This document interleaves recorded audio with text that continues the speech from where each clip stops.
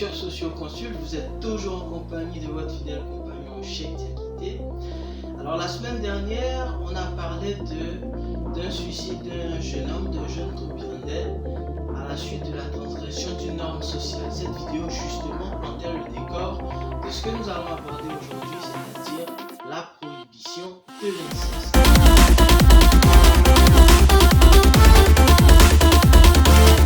Rappelons-nous, dans la vidéo précédente, nous avons abordé un peu la question de l'exogamie.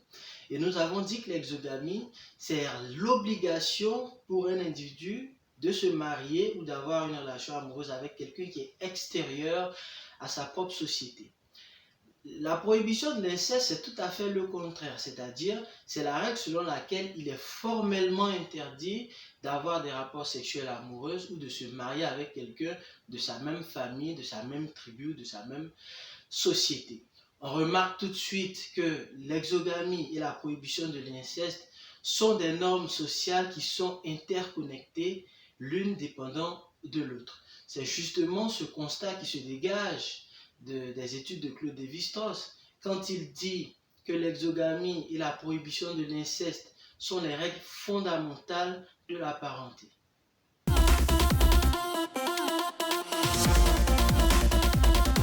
La fonction explicite renvoie aux manifestations d'un fait ou aux explications générales par rapport à un fait et plus particulièrement dans notre cas à une norme sociale. L'explication générale que les gens donnent justement à la prohibition de l'inceste relève de l'aversion psychologique. De façon générale, les gens disent qu'on ne peut pas aimer son frère et ça c'est psychologique. Je ne pourrais pas m'étaler là-dessus, je ne suis pas psychologue du tout. Il y a également l'aversion biologique, comme quoi le fait de descendre d'un même père ou d'une même mère fait qu'on ne peut pas, bien sûr, aimer son propre frère. On retrouve justement aussi ces traces dans la littérature psychanalytique, notamment avec Sigmund Freud. Ce qu'il faut retenir, c'est que la fonction explicite ne fournit pas assez de matériaux pour pouvoir analyser et mieux comprendre en fait les fondements d'une norme sociale. Et c'est justement ce que nous trouvons intéressant dans les études anthropologiques, c'est que l'anthropologue ne va pas se cantonner aux explications ou à la fonction explicite d'une norme sociale, il va au contraire aller chercher plus loin et faire ainsi appel à ce qu'on appelle la fonction implicite d'une norme sociale.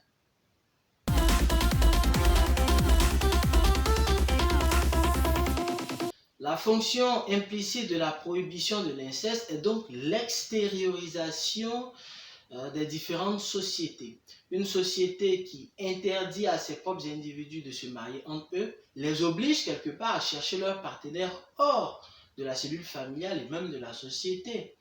Quand on sait que le mariage entre des individus de sociétés différentes peut aboutir sur différentes coopérations, sur des partenariats à nature commerciale, économique, militaire, etc. On peut donc dire que il est important de chercher les fonctions implicites d'une norme sociale parce que ça permet de comprendre en fait le fondement justement de cette norme sociale.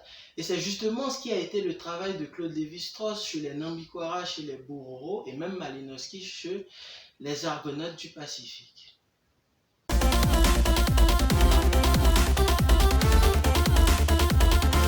Pendant très longtemps d'ailleurs, on a expliqué la prohibition de l'inceste comme le résultat d'une aversion psychologique et biologique. Il a donc fallu Claude Lévi-Strauss pour montrer que cette norme sociale avait une fonction implicite qu'il fallait mettre à nu.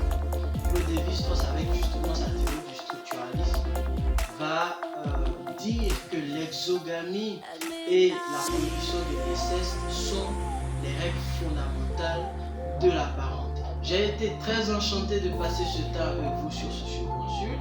Vous le savez déjà, vos avis, vos commentaires, vos suggestions sont les bienvenus. On se dit donc à bientôt pour un nouveau numéro de Socioconsult.